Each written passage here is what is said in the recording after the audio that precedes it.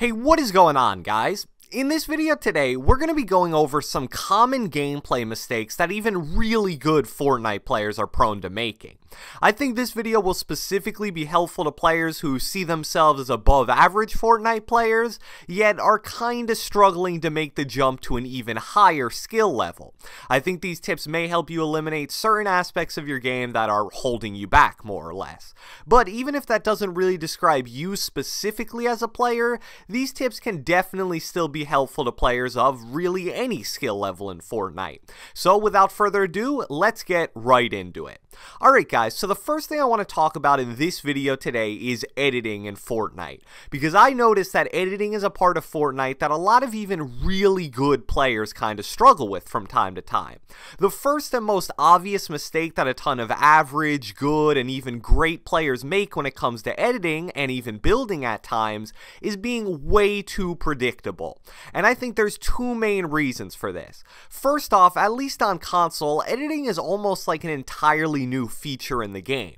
Obviously, it isn't actually entirely new since it's been in Fortnite since the game was initially released, but before instant editing was possible on console, the feature was simply too fluky and glitchy to constantly be relied on. So a lot of really good console players that were able to be great without editing in the past are just now starting to realize how great of a tool it is, especially in close range fights. But there definitely is a learning curve associated with learning editing. And the second reason why a lot of really good players can be way too predictable with their edits are because a lot of the time in public matches, you can get away with being too predictable if you're pitted against average or below average players.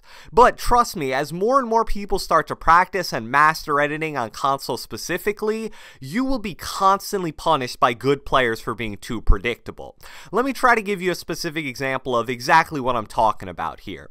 One of the most predictable edits I can think of that pops into my head right away is the ramp rush and floor pyramid combination. That's a pretty confusing name and description there, but I'm sure almost all of you guys have seen this in some capacity before in game. It's basically what a lot of good players do when they're ramp rushing someone who has high ground over them. When that player starts shooting down on them from high ground, they place a floor and a pyramid as kind of a roof to protect themselves. And then as soon as the player with high ground runs out of ammo in their clip and goes to reload, the player who was ramp rushing edits through the floor and then edits through the pyramid and continues ramping up to eventually take high ground. Now, is this a bad technique to use in your gameplay? Absolutely not. Against a good amount of players, this is probably something they've either never seen before or just don't really know how to counter. But a good player, on the other hand, will know exactly what you're planning to do as soon as you place down that floor piece and pyramid over your head. And they'll counter it by spraying a full clip of their AR, switching to their shotgun, and then literally hard aiming directly towards the pyramid and just wait for you to confirm the edit and you'll run right into their crosshairs. So that's pretty much how you counter that specific strategy. But I'm sure some of you guys are probably wondering now, well, if I'm the player rushing up and I'm getting shot at from high ground, what exactly should I try to do to be unpredictable?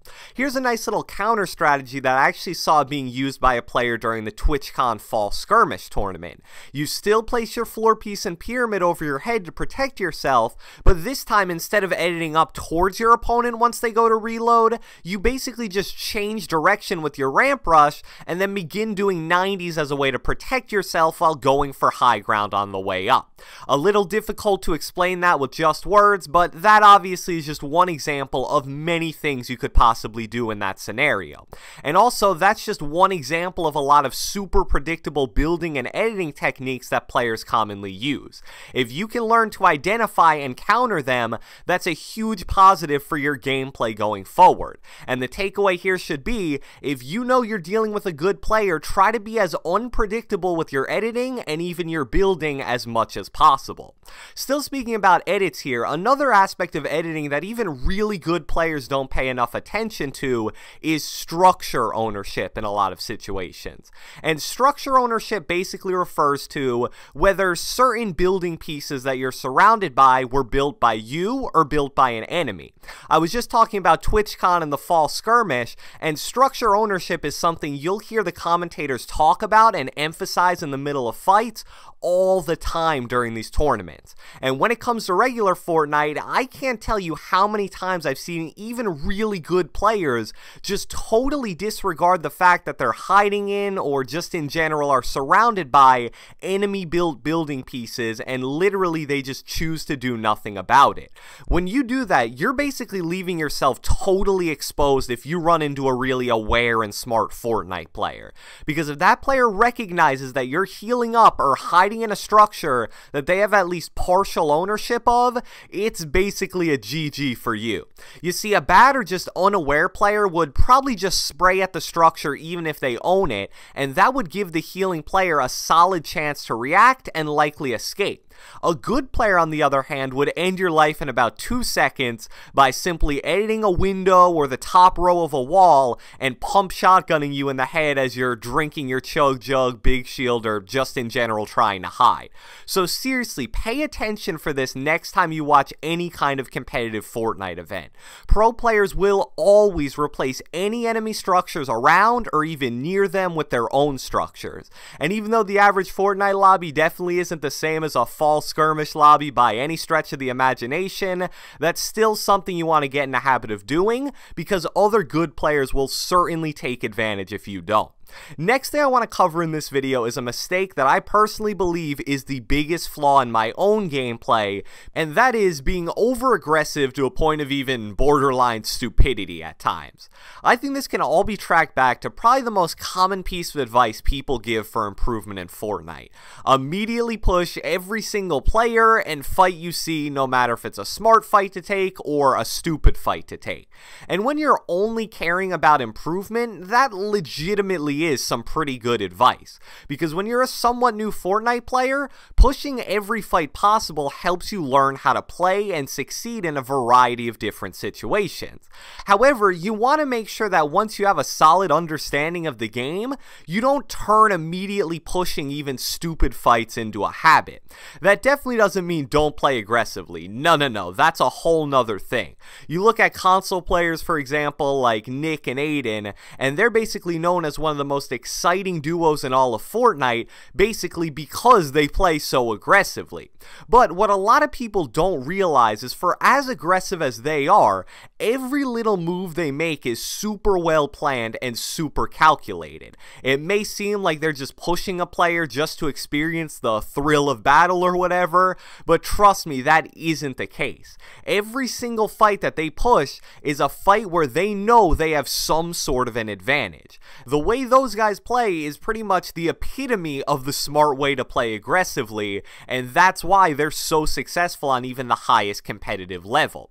How a lot of good players play, on the other hand, is basically like a zombie in Fortnitemares. They see one or multiple enemies and they just sprint towards them blindly. That isn't being Nick or Aiden or any other player that successfully plays aggressively. That's simply being over aggressive, and trust me, that's a bad thing. I don't care how good you think you are and how bad you think the enemies you're chasing are. If you just sprint blindly into a 3v1 or 4v1 fight while disregarding things like positioning, high ground, and left-hand peek advantage, you're most likely going to end up losing that fight every single time. So even though in my own gameplay it may seem like I'm just playing super crazy, seriously, try to look for some of the smaller things I do that gives me an advantage in fights, especially when I'm outnumbered. And I want to make it very clear that with my gameplays, you only see the best of the best. So I'm not misleading you guys at all when I say I do have plenty of games where being over aggressive costs me my life, costs me a win, costs my team the game. I'll underestimate my opponents or overestimate my own aim or building ability, and I will get punished for it from time to time, especially if I run into good players. I really do think that having an aggressive mindset is huge for being a great Fortnite player, and honestly, it's the most enjoyable way to play Fortnite overall. But you need to learn to channel that mindset of being aggressive while at the same time not playing stupid, being aware of your surroundings, making smart decisions, and that is pretty much the key to improving as a Fortnite player. So I hope you guys enjoyed this video, and if you watched the entire thing, be sure to leave me a comment down in the comment section below. I've actually never asked this before on my channel, so I'll do it now in this video. What system do you guys play Fortnite on? I really want to see what platform the majority of my viewers play on, so comment down below, Xbox, PS4, PC, or any other platform you possibly play on.